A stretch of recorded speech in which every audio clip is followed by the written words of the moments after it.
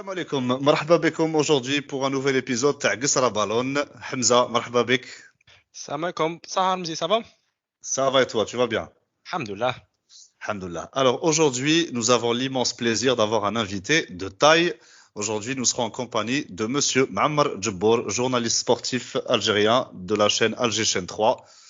Ma'ammar Djebbour, bonsoir. Bonsoir, salam alaikum, et merci de m'avoir invité. Ça me fait vraiment plaisir. Bah, tout le plaisir est pour nous. Alors, Ma'ammar Djebbour, justement, nous aimerions donc commencer notre petite discussion. Lyoma, on va parler un petit peu.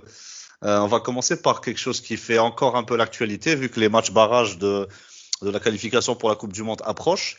Du coup, on reste sur la contre-performance de notre équipe nationale lors de la dernière Coupe d'Afrique. Et donc, moi, j'aimerais que vous nous donniez un petit peu votre ressenti. Votre analyse un petit peu de tout ça. Comment est-ce que vous avez vécu la chose? Comment est-ce que vous avez vu des signes avant-coureurs ou là, est-ce que vous avez une explication particulière par rapport au ressenti de cette performance? Bon, la contre-performance, elle est actée, elle est là, elle est bien réelle. Il est vrai que on pensait tout de suite après, faut le rappeler quand même, il y a un exploit. Il y a un exploit, il est inscrit cet exploit, c'est 35 matchs sans défaite. On pensait que rien ne pouvait nous toucher. On allait en Coupe d'Afrique des Nations et tous les spécialistes vous le diront, grand favori de la compétition. L'Algérie allait défendre son titre, 35 matchs sans défaite. Quoi, tous les clignotants étaient au vert, pour ainsi dire. Mais il y a les faits, et les faits sont têtus. Tout d'abord, la fédération, l'équipe nationale, et notamment l'entraîneur national, pour des raisons bien précises, n'a pas voulu. Il y a eu 20, il lui-même avait donné le chiffre, 23 cas Covid pendant le stage. Il y a eu également cette décision de la Fédération internationale pour libérer les joueurs. Il le dit lui-même, seulement 13 joueurs. Donc ça compte dans une préparation. Une préparation, c'est les détails. Et les détails sont très importants. C'est dans le détail que le succès se construit. Et là, beaucoup de contretemps qui font qu'à un moment donné, vous allez le payer cash. Mais je voudrais revenir maintenant, parlons football. On revient au premier match contre la Sierra Leone. Je ne sais pas si vous avez eu l'analyse du match, chiffrée l'analyse, mais moi je retiendrai qu'un chiffre. La Sierra Leone, on domine la Sierra Leone du début jusqu'à la fin. J'ai donné le chiffre d'ailleurs, j'avais donné 10 passes décisives de but. On n'en met pas un seul. C'est unique ça, alors qu'on a marqué à chaque match. Donc, quand vous ne marquez pas, quand vous manquez d'un tueur, quand vous ne jouez plus, vous ne faites plus, vous ne courez plus tous ensemble, parce qu'il faut courir. Et la différence se fait à ce niveau-là. Quand, disons, il y a des paramètres qui sont en votre défaveur, il y a eu ce nul, on pensait se relancer contre la Guinée équatoriale, et contre la Guinée équatoriale, on domine la première mi-temps, et puis il y a ce but qui arrive. Je rappelle, je redonne juste un chiffre. Ils n'ont eu que 3 corners, et ils marquent sur un des corners. Un but vraiment raccord, ils marquent. Et moi, j'avais l'image des joueurs. Dès qu'ils prennent ce but, on a l'impression qu'il y a comme un ressort qui se casse. Et les joueurs n'avancent plus. Bon, le troisième match est anecdotique. Donc, justement, Ma'ammar, j'aimerais rebondir sur deux points que tu viens de citer, justement. Le premier point, on en a discuté dans un épisode où on faisait la rétrospective, justement, notamment la performance de l'Algérie, par rapport à la poursuite du record des victoires, enfin des matchs sans défaite. On s'est posé la question à un moment donné, est-ce que ça n'a pas pesé dans les têtes, dans le sens où l'Algérie, à un moment donné, jouait pour ne pas perdre, plutôt que pour être sûr de gagner. C'est-à-dire que quand tu joues pour gagner, tu prends des risques, tu emballes les matchs, parce que tu veux gagner. On s'est dit, est-ce que quelque part dans un coin de leur tête, ils se disaient pas, on joue un peu la sécurité parce qu'on veut aller au bout du record. Sur le premier match, est-ce qu'il n'y a pas ça? Je suis pas d'accord. Non, je suis pas d'accord. Vous prenez le premier match, on domine le premier match. On le domine le premier match. Ah oui, on le domine. Ça. Non, les occasions, on les a. C'est-à-dire, on se crée des occasions. Qu'est-ce qui a manqué ce jour-là? L'Algérie, elle a joué. C'est le deuxième match. Le deuxième, voilà, il a manqué le tueur. C'est quand je dis le tueur, le buteur. Voilà, oui. Il a manqué ce buteur capable de marquer ce but. Et si on marque un but, ça change complètement la physionomie du match. Vous n'avez plus une équipe de la Sierra Leone qui évolue avec un bloc bas, recroquevillé en défense, une équipe qui a subi tout le match. Donc, ça, c'est sur le premier match. Vous savez, vous gagnez le premier match, ça change complètement votre vie. Même pour le match contre la Guinée équatoriale. Contre la Guinée équatoriale, l'équipe, elle a joué, elle a été joueuse. Simplement, je dis, pourquoi je dis ce but. Et moi, j'ai vu les joueurs, l'attitude des joueurs. Ils n'y croyaient pas. Ils disaient, c'est pas possible, on peut pas. Ils n'avaient plus physiquement, les jambes étaient devenues lourdes. La tête et les jambes n'était pas sur le même tempo, pour ainsi dire, et ça ne suivait plus. Donc, à partir de là, et on l'a vu, Mahrez n'était pas dans le coup, on a vu des joueurs qui sont passés complètement à côté de leur Coupe d'Afrique des Nations, mais c'est pas pour les blâmer. Je dis 23 cas Covid. Et je rajoute, bon, il est évident que c'est des êtres humains, c'est des joueurs, mais je ne pense pas qu'avant de rentrer sur le terrain, ils pensent au record. Parce que Sierra Leone, Guinée équatoriale, en principe, on refait le match 100 fois, on les bat. Mais en Coupe d'Afrique des Nations, eh bien, ça a été une toute autre histoire. On ne va pas changer, de toute façon, on ne pourra pas changer le résultat. Mais le record, je ne pense pas qu'il ait pesé sur ces deux matchs. Après, une fois que vous perdez contre la Guinée équatoriale, le match contre, je le dis, contre la Côte d'Ivoire, pour moi, il était anecdotique. La cassure était là. Et il n'était plus possible de revenir. La Côte d'Ivoire, je pense effectivement que c'était trop tard. Dans les têtes, ils sont rentrés avec une épée de Damoclès trop proche de la tête. L'enjeu était devenu trop fort. Par contre, deuxième point que sur lequel j'aimerais avoir ton avis, c'est, on s'est posé la question, est-ce que l'Algérie aurait pas pu emballer un peu plus ses matchs dans le sens, c'est comme au poker, faire un tapis all-in, faire rentrer tous les attaquants. Parce que quand on voit que ça rentrait pas, on s'est dit pourquoi ne pas bombarder. Il l'a fait, rappelez-vous. Il l'a fait lors du deuxième match. Il a tenté le tout pour le tout. Mais dans le même temps, vous déséquilibrez votre équipe. Il a tenté le coup parce qu'on n'avait plus rien à perdre. Lors du deuxième match, je ne sais pas si vous avez souvenir. Oui. Regardez, il a tenté le coup de jouer. Allez, l'attaque, on y va. Mais bon, c'était fini. Moi, je vous dis, c'était fini. La cassure était là. Le but encaissé a fait très mal. Justement, moi j'aurais pensé dès le début. L'idée quand on avait discuté la dernière fois, c'était là, je pense pas. Aucun entraîneur ne fait ça. Parce que la Guinée reste quand même une équipe qu'on est censé taper facilement. Avec tout le respect que j'ai pour la Guinée, l'Algérie est quand même plusieurs crans au-dessus. Non, attendez. Oui. En valeur intrinsèque, on n'est pas plusieurs crans. On est largement devant. Voilà. Vous prenez la Guinée équatoriale. Est-ce que vous avez en mémoire la composante de la Guinée équatoriale? La composante de la Guinée équatoriale, c'est des joueurs qui évoluent, c'est des Hispanos, ils évoluent tous en Espagne. On l'appelait l'équipe de la Liga. Ça, c'est le premier point. Deuxièmement, reprenons le match de la Guinée équatoriale. C'est également bloc bas. L'équipe qui refuse de jouer, ils ont joué sur les transitions. 3 corners tout le match. 3 corners tout le match. Donc, ça, c'est le deuxième point. Après, sur ce tournoi-là, qu'est-ce qu'on a eu? Ça a été le tournoi sur le premier tour des petites nations. Comores, grosse surprise. La Guinée équatoriale, la Guinée-Bissau. C'est des équipes qu'on n'attendait pas du tout. Et par la suite, la Gambie. Après, la Gambie également. Voilà, ça, c'est des équipes qu'on n'attendait pas. Rappelez-vous le match du Sénégal, le vainqueur. Qu'est-ce qu'ils ont fait, les Sénégalais? 2 matchs nuls et une victoire. Oui. Lors du premier tour. Bon, ça a été très difficile. Après, les équipes sont montées en puissance. Peut-être si on était passé le premier tour, ça aurait été une toute autre vie. Il y aurait eu un deuxième tournoi. Mais bon, on n'est pas passé. On s'est complètement raté. Ça m'a fait penser à une proportion gardée, mais pour toute autre considération, à 1992. Ziguinchor, c'était pour toute autre raison. Je rappelle, pour revenir à la conjoncture politique du pays à l'époque. Et 90, on avait connu du succès. 92, sorti au premier tour. Très bien. Alors, moi, j'aimerais rebondir sur une chose, enfin plutôt avoir votre avis sur une chose. Moi, j'ai remarqué, quand on voit le 11 de l'équipe nationale là, durant les 2 premiers matchs, on remarque que seulement 2 joueurs jouaient dans leur club. Le reste était soit remplaçant, soit en retour de blessure. Donc, il manquait beaucoup de compétition. Est-ce que vous pensez que ça a joué sur ça? Parce qu'on voyait un petit peu Blamré, qui est très énergivore dans son jeu. S'il n'est pas à bloc physiquement, il fait beaucoup, enfin, il se retrouve un petit peu en retard. Et même aussi sur même Attal, il a eu du mal aussi. C'est ça, la première mi-temps de Attal face à la Sierra Leone était très inquiétante.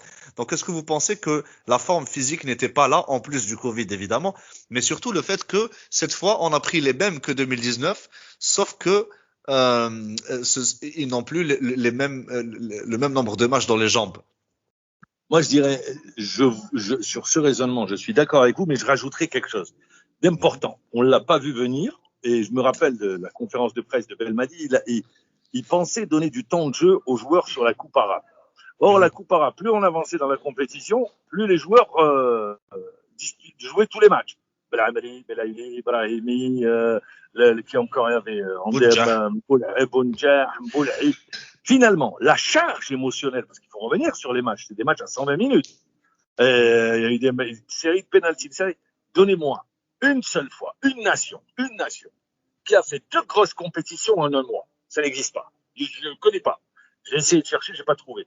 Donc, sur le plan émotionnel, les joueurs ont perdu beaucoup d'influx. Physiquement, Ils avaient tout donné sur cette Coupe arabe. Il était très difficile de les récupérer, ajouter au cas Covid. C'est pour ça que je vous rejoins sur ce que vous dites en ajoutant le paramètre Coupe arabe des nations.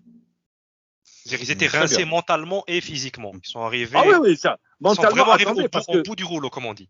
Oui, mais attendez, mentalement. Ils reviennent. Vous avez vu les matchs qu'on a fait contre le Maroc. On a fait contre l'Égypte. La finale contre la Tunisie. C'est des matchs. Les 18 minutes contre le Qatar.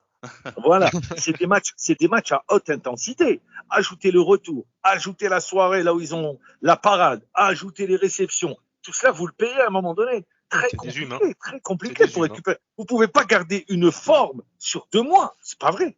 Donc, à un moment donné, vous le payez. Ils l'ont payé au mauvais moment. Voilà, exactement. On aurait préféré qu'ils le payent la Coupe arabe, franchement. Oui, mais vous ne pouvez. Ce qui s'est passé sur la Coupe arabe, c'est-à-dire, attendez, est-ce que vous pouvez dire, comme le dit si bien Djamel Belmadi pour le paraphraser, est-ce que sérieusement, il faut revenir dans le contexte parce que après la compétition, vous savez, la victoire efface tout et la défaite fait tout remonter. Est-ce que vous pensez que l'entraîneur Belmadi pouvait dire à Bougala, non, passe-toi de Belaïli, passe-toi de là, voilà, il va faire des bouts de match. C'est impossible. Ça serait un manque de respect. Non, mais indépendamment. Mais on joue le Maroc. Il y a une question de suprématie. On doit gagner. On veut gagner. Donc, à partir de là, ça devient compliqué. Donc, les gars font tous les matchs.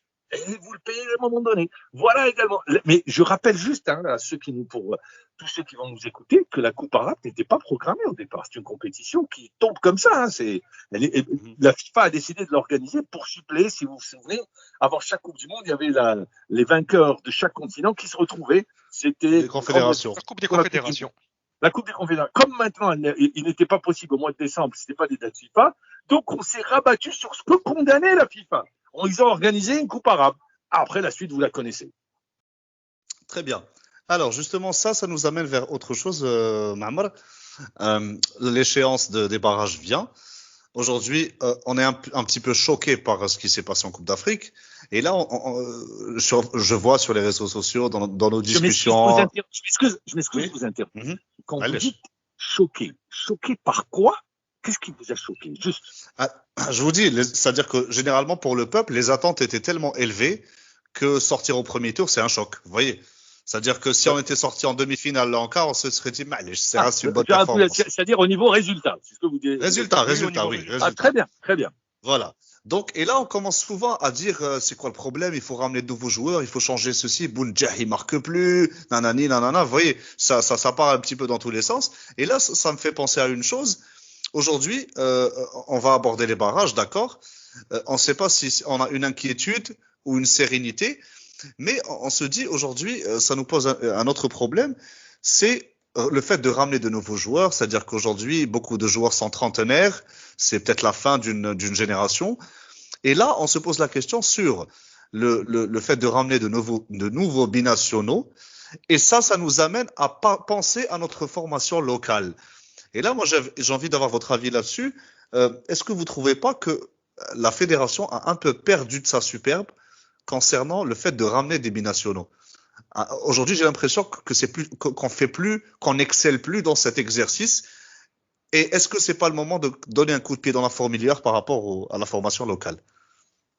Alors, attendez, vous posez deux problèmes bien distincts. Le problème de pouvoir convaincre les joueurs algériens nés à l'étranger de rejoindre l'équipe nationale et le problème de la formation. C'est deux problèmes bien distincts. Alors, je vais vous dire, moi, je suis de ceux qui disent, parce qu'il faut toujours avoir des repères historiques. Le repère historique, et Belmadi n'a pas par moment évoqué le repère historique, les Algériens nés à l'étranger, c'est des Algériens, d'accord? Du moment où ils choisissent la nationalité algérienne, où ils ont la double nationalité, c'est pas un problème. Mais c'est des Algériens. Ça, c'est un premier point. Maintenant, vous me dites, alors on va revenir sur les nouveaux joueurs. Premièrement, ça m'étonne, je serais étonné, je le dis bien, si Djamel bouscule complètement sa liste des joueurs avant une double échéance, comme celle-là. Je serais vraiment étonné. À 1 ou 2 éléments, 3 éléments près, peut-être. Mais bousculer complètement, ça m'étonnerait. Maintenant, vous me dites, quels sont les joueurs qui n'ont pas voulu venir en équipe d'Algérie? Donnez-moi les noms. Alors, on y va. Awar. Je sais pas, on parle de Awar, Ait Nouri, on parle de Oliz. Oui, très bien. Comme ça. Très bien. Moi, je vous les donne, ces joueurs. Aujourd'hui, il y a eu l'exemple Fekir. Vous vous souvenez de Fekir? Fekir, le matin, je dis bien le vendredi matin, il avait décidé d'opter pour l'Algérie. Le vendredi matin. Il était 9h du matin. À 11h30, il changeait d'avis sous la pression de son président Jean-Michel Aulas et de son manager de l'époque, Jean-Pierre Bernès. D'accord? Aujourd'hui, est-ce que vous pensez, quand c'est des perles très rares, Guiri de Nice, Aouar qui va revenir à son meilleur niveau, c'est leur choix, eux, ils décident, parce que c'est deux trajectoires complètement différentes, en choisissant l'Algérie et en choisissant une équipe de France, par exemple. Les trajectoires, l'exposition est différente. Le cas, il y a les exceptions. L'exception, c'est Mahrez. L'exception, c'est Mahrez qui confirme la règle. Mais pour le reste, regardez de près. Soit on choisit, c'est par conviction, soit les gars, leur manager, leur président, parce qu'ils disent on les a formés, ils vont pas vous les lâcher. Vous savez l'histoire du Bahamas quand ça a été voté par la FIFA, la possibilité de laisser le choix aux joueurs, eh bien ça a complètement bouleversé la donne mondiale, comme d'ailleurs l'arrêt Bosman. C'est la même chose au niveau de l'Union européenne de football. Donc ils vont tout faire pour les garder. Vous me dites la fédération a perdu de sa superbe. Qui était président de fédération à l'époque Fekir? C'était Mohamed Raoulawa, non? Oui, très bien. Il n'a pas pu le ramener. Ça reste le choix du joueur. C'est pas la fédération. Vous prenez, il y a des joueurs, vous allez les convaincre, discuter, mais après vous avez l'environnement du joueur. Et ça, c'est encore très compliqué. L'environnement sportif et l'environnement familial. C'est pour ça. Moi, je me souviens très bien de Fekir. J'avais eu le président Mohamed Raoulawa au téléphone qui dit ça y est, Fekir signe. À 9h30, c'est fini, vous l'annoncez à 11h. À 11h moins 10, 11h15, c'est fini, il n'y a plus de Fekir. Il avait changé d'avis. Donc, c'est pour vous dire que ça reste très, très compliqué. Et maintenant, quand vous abordez la formation, vous revenez, c'est-à-dire pour nos auditeurs, pour ceux qui nous écoutent, vous revenez à une notion qui existait dans les années, fin des années 70, 80, l'époque de la réforme, où les clubs algériens il y avait des clubs qui avaient vocation à former. Ces clubs, certains ont disparu, d'autres ont pris le relais. Et alors, la formation, il y a beaucoup d'insuffisances en matière de formation chez nous. Il y a un club qui est aujourd'hui leader en la matière, et vous le connaissez, c'est le Paradou Athletic Club. La fédération, pour pallier l'insuffisance des clubs, parce que la formation, c'est les clubs, pour pallier, a mis en place les académies. Donc, il y en a une, Armis Meliana, qui, elle, et d'ailleurs, les joueurs évoluent au SCAF, qui est en Ligue 2. C'est des joueurs, de jeunes joueurs qui évoluent avec l'équipe première. Mais dans le même temps, on remarque, parce que plus les conditions économiques sont compliquées, plus vous allez amener les clubs à réfléchir différemment et à les amener vers la formation. Mais quand vous le dites, c'est vrai qu'il y a un gros manque en matière de formation et également de maîtrise du processus de formation des joueurs.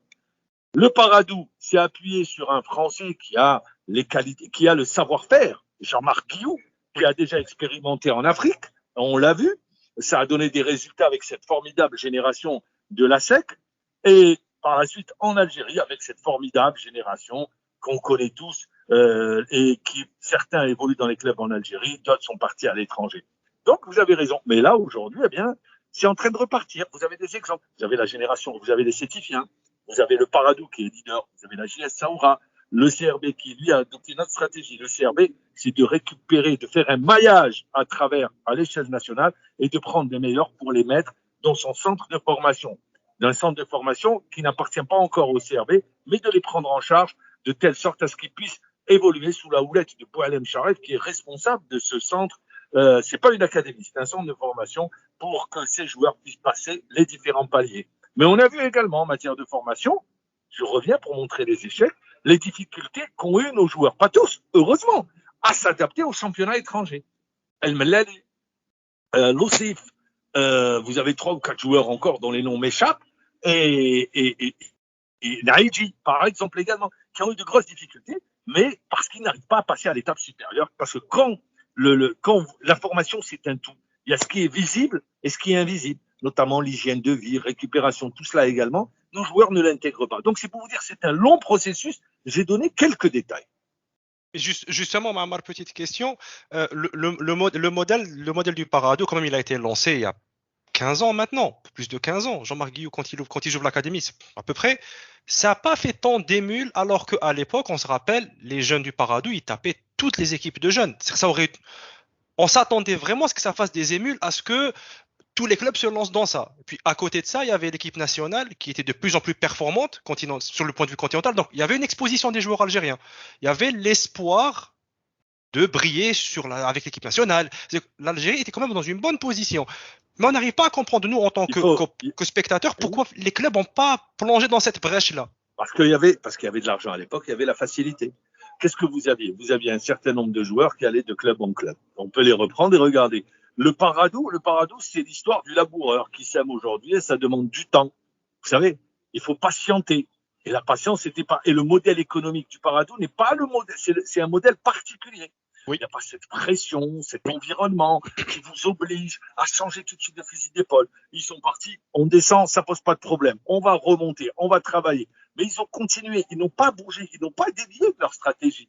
Mais pour les autres, tant qu'il y avait de l'argent, il n'y a pas de problème. On dépense, on ramène, on va chercher des étrangers qu'on ne paye pas. Bon, vous connaissez le reste, et ça, je ne vais pas revenir là-dessus. On va pas revoir là. Mais on a choisi un tout autre modèle. Ah ben, est-ce que la fédération, par exemple, aurait pas dû justement poser un cadre peut-être plus strict? Je sais pas si légalement c'est possible. Vous pouvez pas. Voilà, c'est l'aspect légal. Vous pouvez pas. Ces entreprises, elles sont libres. Vous pouvez pas. C'est vous qui choisissez votre modèle économique. La fédération, ce qu'elle peut faire, c'est même pas la fédération, c'est la ligue. La ligue peut encadrer les dépenses des clubs, mais elle ne peut pas choisir la stratégie. C'est pas de son ressort. Oui, parce qu'officiellement ils ont des équipes de jeunes, effectivement. Officiellement ils ont des. C'est pas du ressort. C'est pas du ressort ni de la fédération ni de la ligue. Mais la ligue encadre financièrement les dépenses à travers. Elle a un outil pour contrôler qu'elle avait mis en place ces dernières années, notamment à la période Zachi, c'est la Direction nationale de contrôle et de gestion. Ce qu'on appelle la Direction nationale des finances. Donc, elle peut vous interdire de recrutement, il y a un certain nombre de mesures pour faire en sorte que les clubs ne sortent pas des lignes rouges, notamment sur le plan financier, mais sinon, à part ça, ils ne peuvent rien faire. Du coup, la seule solution, à la limite, ça serait de mettre en place les centres qui sont gérés directement par la fédération. Bon, il y a les centres, il y a les 5 centres, mais c'est pas la solution. Parce que vous devez avoir une densité de joueurs. Et la densité de joueurs, ou disons, c'est à travers, on doit exiger. Par contre, ce que peut faire la Ligue, c'est qu'elle doit exiger, ou elle aurait dû depuis le temps, pas celle-là, mais bien avant, à l'époque de M. Lala, de Calbej, exiger, mais je vais revenir là, vous allez m'amener sur les promesses qui ont été faites à partir de... Parce qu'en 2010, qui a décidé de la mise en place du professionnalisme? Parce que beaucoup parlent sans se rappeler ou font fi de se rappeler. Rappelez-vous, c'était après notre qualification à la Coupe du Monde. C'était une décision du président de la République et non une décision du président de la fédération de l'époque. Donc il faut resituer. Et qu'est-ce qui a été dit? À l'époque, quand on disait c'est pas possible 32, tout le monde a dit on va. 32, il y a de l'argent, on y va. 32 clubs. C'était de la folie d'ailleurs, 32 clubs. Bon, ça, c'est un premier point. On aurait dû cahier des charges, on aurait être plus strict. Et là, l'État, qu'est-ce qu'il avait dit? Nous allons accompagner les clubs sur la mise en place. On a donné des terrains. Après, il y a eu des problèmes avec les domaines. Donc, on s'est créé un tas d'obstacles. Et finalement, en bout de course, on n'a pas vu les centres de formation. Voilà, c'est tout. Alors que l'État, parce que c'est l'État qui finance le sport en Algérie et le football. Personne d'autre. Il ne faut pas se tromper. Personne ne finance, à part le Paradou, à l'exception du Paradou. Pour le reste, quand on dit l'État, c'est les démembrements de l'État. C'est-à-dire, la wilaya, les sponsors, quand ils donnent de l'argent, c'est de l'argent qui ne va pas aux impôts. C'est l'État également. Donc, on aurait dû être beaucoup plus pointu et demander la mise en place des terrains, même pas des centres de formation, des terrains d'entraînement pour les clubs. Voilà. Commencer doucement et sûrement. Mais ça, on l'a pas fait. Après, la suite, vous la connaissez. On a voulu la faciliter. Voilà. Très bien, parfait. Je reviens juste également. Je reviens parce qu'il faut être clair. Il faut pas en 2004, souvenez-vous, 2004, la fédération à l'époque avait décidé de prendre l'option des Algériens à l'étranger. Oui. Donc, vous avez la génération Ziani, Antar, tous ces joueurs-là. Vous vous en souvenez? On était en Tunisie en 2004. Et du coup, ça devait permettre à notre football d'exister parce qu'on s'était un peu perdu sur la scène continentale, de revenir, mais de commencer également une politique de formation. C'est ce qu'on voulait, c'était ça le plan initial. C'était ça le plan, mais comme il y a eu les résultats, On a préféré, on cherche toujours la facilité. Toujours la facilité. Ah bien, vous le payez à un moment donné. Vous savez, c'est l'histoire d'une fable de La Fontaine. Hein. C'est la cigale et la fourmi. Voilà, très simplement. Oui, on a toujours été cigale. Maintenant. On a été cigale, eh bien on le paye. Ah oui, effectivement. Très bien. Alors ça m'emmène vers autre chose. Ma'amar, vous avez donc évoqué justement le championnat local et la gestion des clubs. Moi, pour ma part, je considère qu'aujourd'hui, il faut, c'est-à-dire que je pense que l'État ne peut plus, c'est-à-dire mettre autant d'argent dans le football en Algérie. Quand on voit, par exemple, bon, vous allez me dire que le Mouloudia, c'est un exemple atypique et peut-être unique. Mais quand on voit le déficit, par exemple, de 100 milliards la saison 2019, si je me trompe pas, avec les dépenses à 130 et quelques et les recettes à 30 milliards et quelques, aujourd'hui, le modèle économique du football en Algérie ne ressemble à aucun modèle économique du football dans le monde. Oui, par exemple, les sources de revenus d'un club, c'est 50% de droits de télé, c'est à peu près 30% de merchandising et de marketing et de sponsoring et 20% de billetterie. Aujourd'hui, est-ce que vous pensez que c'est possible d'avoir une volonté politique qui vient, je ne sais pas, du ministère par exemple, ou là, قال يا جماعة, c'est terminé, on peut plus donner autant d'argent au club, les financements publics doivent se retirer progressivement sur 5 ans, sur 10 ans, et apprenez à devenir autofinancé chouïa, c'est-à-dire apprenez à avoir une gestion économique mléha par les droits TV, par la billetterie, par le merchandising. Aujourd'hui, qu'est-ce qui empêche, par exemple, le Mouloudia d'Alger d'ouvrir une boutique officielle à Bab el Oued avec des produits officiels où les supporters vont se ruer dessus et avoir une source de revenus, négocier, je sais pas, une ristourne de 1 euro ou de 10 euros par maillot, par exemple. Avec l'équipementier, parce que le potentiel marketing, par exemple, d'une équipe, d'un club pareil, est quand même énorme. Aujourd'hui, qu'est-ce qui empêche la Ligue de faire des appels d'offres, par exemple, à l'international pour les chaînes de télé, pour qu'ils prennent les droits TV, pour qu'on ait de meilleurs droits TV? Aujourd'hui, la télévision nationale donne, je sais pas, vous corrigez si je me trompe par rapport aux chiffres, mais donne genre 2 milliards de centimes par an pour un club. C'est rien, ça paye 2-3 déplacements, c'est tout. Je vous corrige, c'est 50 milliards. 50 milliards sur l'année. 50 milliards. La télévision algérienne donne 50 milliards par club. Et non, pas par club. Sur l'année à la Ligue. Après, un club, en moyenne. Je sais pas, à peu près 4 milliards à peu près par club. Mais vous êtes d'accord avec moi que c'est rien. Je vais vous répondre sur les droits télé. Allez-y. Voilà, donc la question c'est ça. Est-ce qu'on peut avoir un modèle économique comme ça, une volonté politique? Vous avez 5-10 ans, on va faire des mesures d'accompagnement, mais on va se retirer progressivement, le financement public va descendre de pourcentage. Voilà. J'ai très bien compris. Alors je vais vous poser, je vais vous renvoyer la balle. Aujourd'hui, si ce n'était la télévision algérienne, personne ne prendrait le championnat d'Algérie. C'est pas parce que le championnat d'Algérie... Canal+, a déjà fait ça. Non, c'est pas Canal+, c'est faux.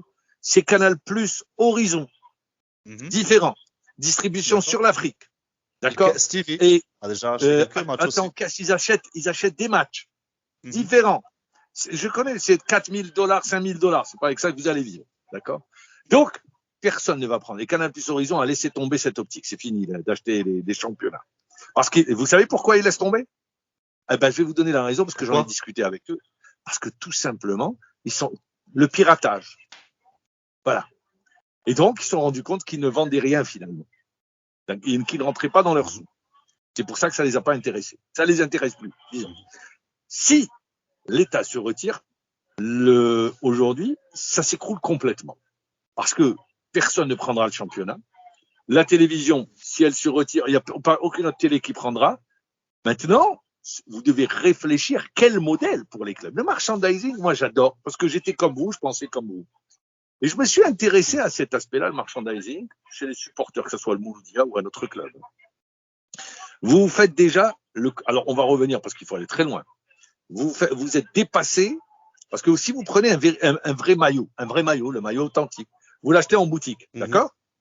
Combien il vous revient? À combien il vous revient? Vous ne payez pas moins 50 euros.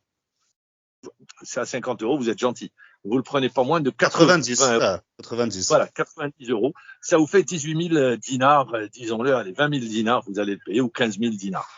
Dans le même temps, vous allez retrouver le même maillot et toute couleur à 3 000 dinars, 4 000 dinars. Et juste à côté. Donc, ça veut dire on laisse rentrer.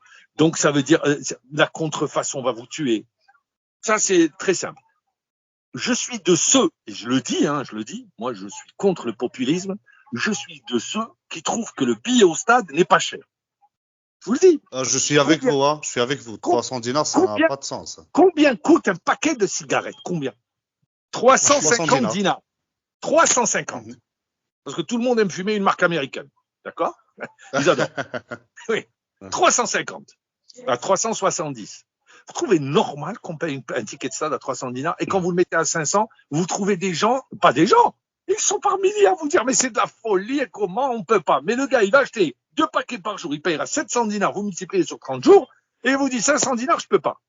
Il va payer un c'est pas logique. Et puis c'est pas rentable. C'est dans le modèle de rentabilité. Il ne comprend pas. Il ne comprend pas, le supporter algérien. Pour lui, le ticket, il devrait payer 50 dinars.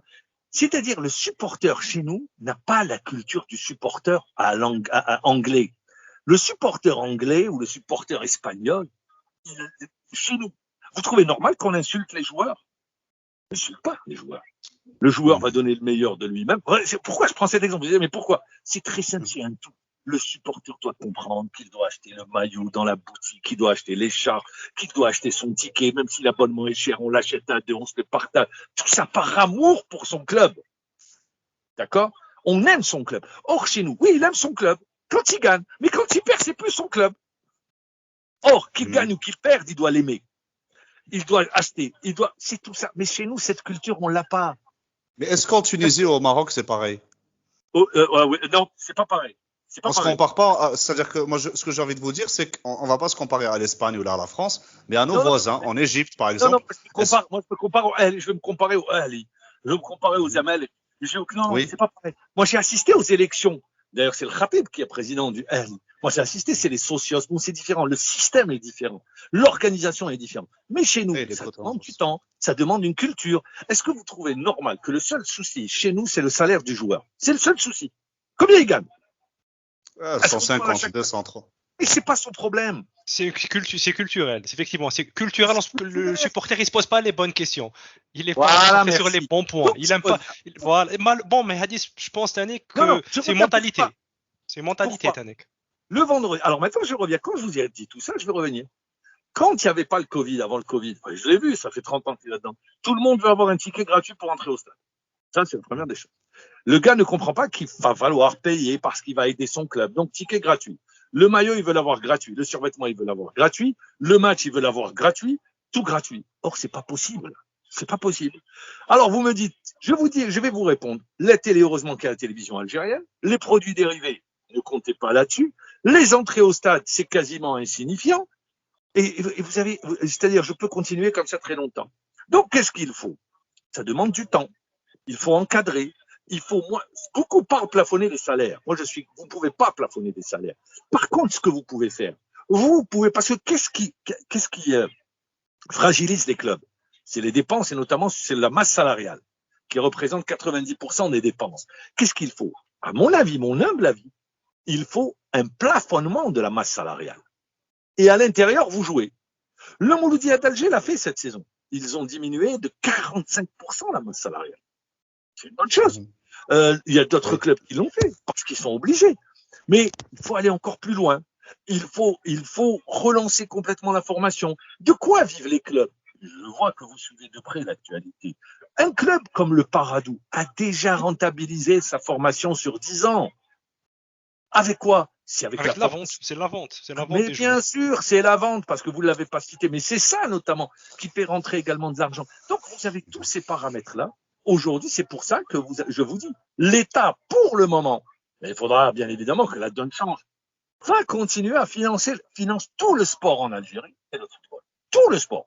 Si l'État se désengage, il y a eu un désengagement, pas un désengagement, c'est-à-dire le contrôle n'était plus même, je connais la suite, on ne va pas revenir là-dessus parce que c'est trop long. Donc l'État doit accompagner, mais doit contrôler. Pourquoi? les dépenses, le moindre dinar dépensé. Pourquoi? Parce que on a vu, durant les années 2000, vous avez de l'argent, vous vous amusez comme vous voulez à l'intérieur d'un. Voilà, je n'irai pas plus loin. Mais Mamar, juste pour rebondir, ce qui est étonnant, tu as beaucoup plus de recul que nous sur la question, c'est que quand on voit par exemple le modèle de la formation qui est rentable, qui est beaucoup plus rentable que le gain à très court terme, en termes de chiffres, former, vendre, ça fait rentrer beaucoup plus d'argent. On n'arrive toujours pas à comprendre où les gens se disent pas sur 5 ans je vais me faire 3 fois plus d'argent qu'en une année de gestion. C'est pas des managers, c'est pas des managers. D'accord, voilà. Tu confirmes ce qu'on se disait à notre échelle. On s'est dit, avec une vision plus sage que la nôtre. Non, c'est juste la réalité. C'est juste que la réalité est terrible. Et les gars, ils se laissent tout de suite, ils sont débordés par la rue. Ils ne résistent pas à la pression de la rue. Voilà, c'est très simple. Vous prenez le Paris Saint-Germain, si Khalifi devait écouter les milliers de supporters du PSG, il virait tout le monde au lendemain. Non, il faut le recul, tranquille, ça se construit, tout se construit. Or, nous, on est sur l'instant T. Le T plus 1, Arbijip. Très bien. Alors, on va conclure la partie par un dernier truc. Aujourd'hui, on en voit beaucoup par an, c'est-à-dire par année, en fin d'année, on en voit beaucoup plus de joueurs, c'est-à-dire pros, qui à l'étranger. Alors qu'à l'époque, c'était pas le cas. Est-ce que maintenant on forme mieux ou là c'est le jeu des agents qui devient encore plus présent en Algérie qu'avant? C'est le jeu. Non, oui, sûrement. Attendez, mais qui vous voyez quels sont les joueurs qui sont transférés? Je vous les ai cités au tout début. Souvenez-vous, Sétif, Paradou. Et à un degré moins de la JS Saoura. Sorti de là. Ou sinon, sorti de là, je vois pas, ils vont en Arabie Saoudite. Moi, parlez-moi de l'Europe, ne me dites pas l'Arabie Saoudite ou le Qatar. Ils vont même en Tunisie, mais ils trouvent que c'est mieux. Non, la Tunisie, c'est pas, non, avec tout le respect, hein, parce qu'il faut bien faire avec tout le respect. Mais non, moi, quand on dit transférer, c'est en Europe, parce que c'est ça, là, sur un championnat majeur.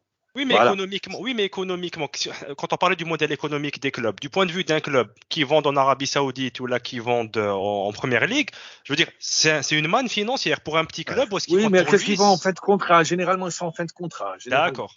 C'est très peu. Vous avez très peu. Vous avez eu à un moment donné la Harrach avec Bounedjah qui sont partis en Tunisie. Il y avait également notre joueur dont le nom m'échappe. Ils ont fait un peu d'argent à peu près dans les 500 000, 800 000. Vous avez le Portugal qui est une destination intéressante. Mais je vous dis, oui, c'est les clubs qui envoient vers l'étranger. Et vous avez raison. Les managers, la qualité du manager fait la différence. Si vous avez regardez, il y a un joueur qui s'est perdu. Pourquoi? Je vais vous citer son nom. Vous allez me dire, Khassef. Oui. Qui était honnête. Qu'est-ce qu'il a coulé? Il a perdu du temps. Pourquoi? À cause des managers. Comme nos joueurs, à quelques exceptions près, ne font pas très attention à leur entourage, au choix des managers. Donc, ils se perdent à un moment donné. Khassef s'est perdu. Regardez le temps qu'il a perdu. Alors qu'il était en équipe nationale. Il s'est retrouvé avec une suspension. Il s'est retrouvé avec une dette auprès d'une aide. Il s'est retrouvé. Bon, voilà. Le gars, c'est lui seul. Il a scié la jambe, la branche sur laquelle il était assis. Lui tout seul. Et c'est ainsi que se termine la première partie de cet épisode. Dans le prochain épisode, nous allons parler un petit peu du journalisme sportif en Algérie et faire un petit quiz avec notre invité Ma'mar Jabbour. D'ici là, ديروا قهوة واستخلوا مع قصر بالون.